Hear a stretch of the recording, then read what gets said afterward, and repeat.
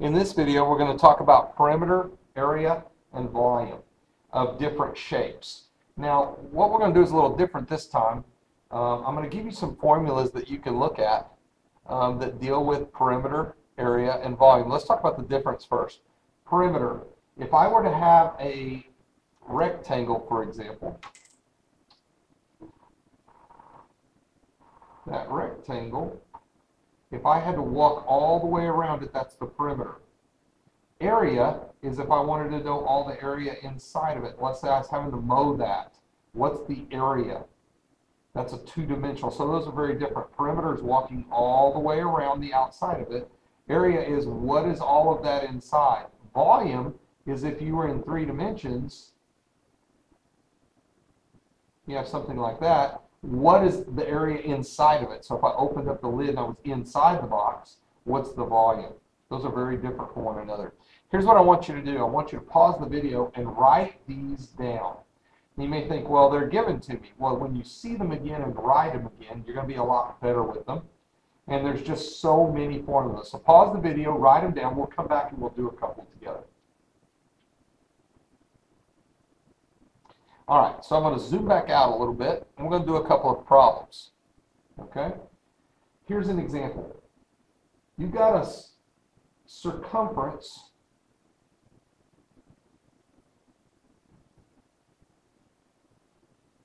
of a circular base is 20 pi. Circumference. So you're going around it, so it's circular. Circumference is a circle.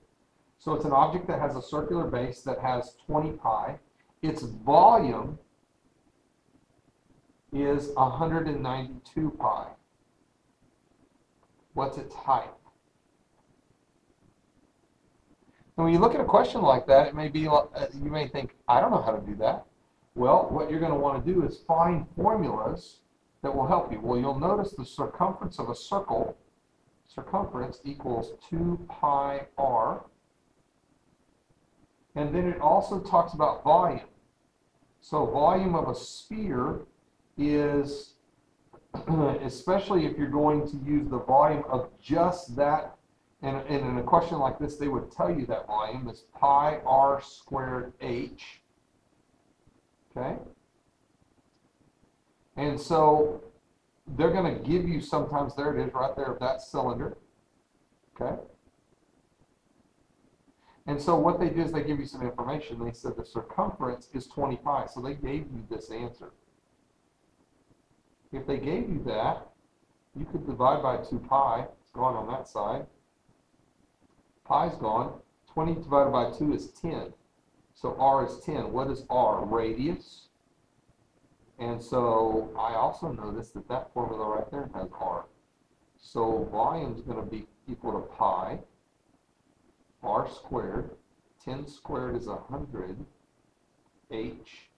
And they actually told you right there that the volume is 192 pi. If I divide by pi on both sides, pi is gone. Divide by 100, 192 divided by 100 is 1.92. That's the height, or about 2.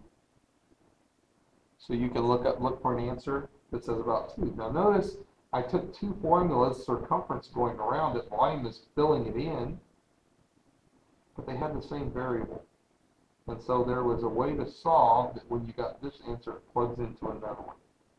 So that's not too bad. You just have to you have to find the correct formulas and then plug in. Let's try another one real quick. If that one confused you, back it up and do it again. Okay? They're going to tell you that a volume of a sphere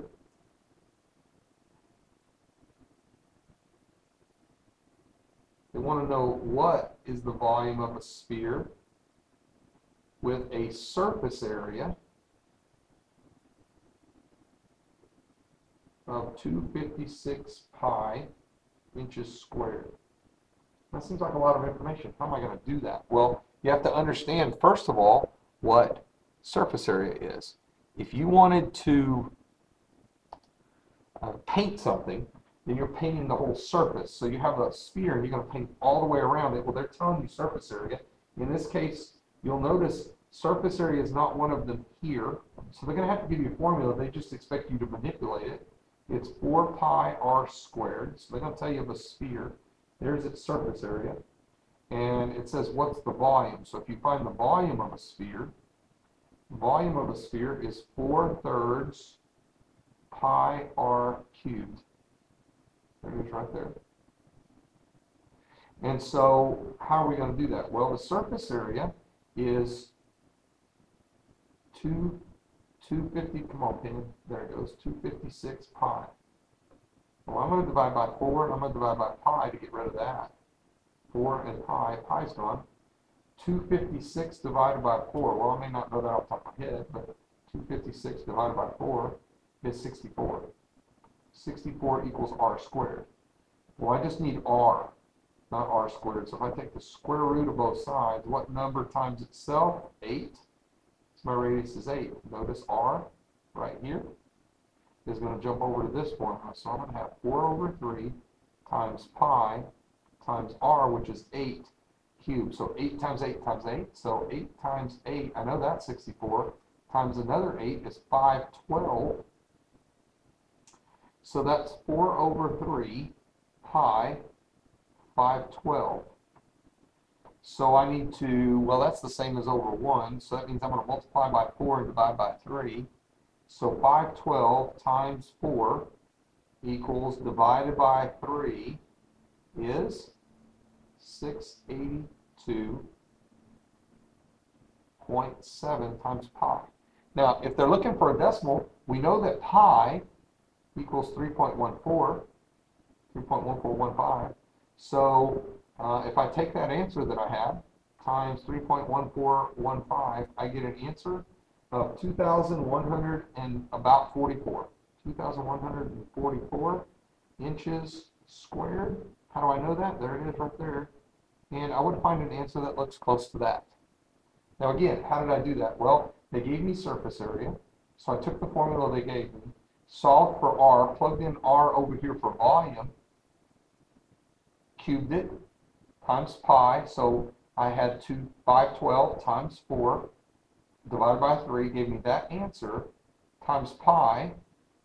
Well, usually when they have a decimal with pi, they're going to go ahead and multiply it out. So if pi is 3.1415 times that number, I'm going to look for an answer around 2,144.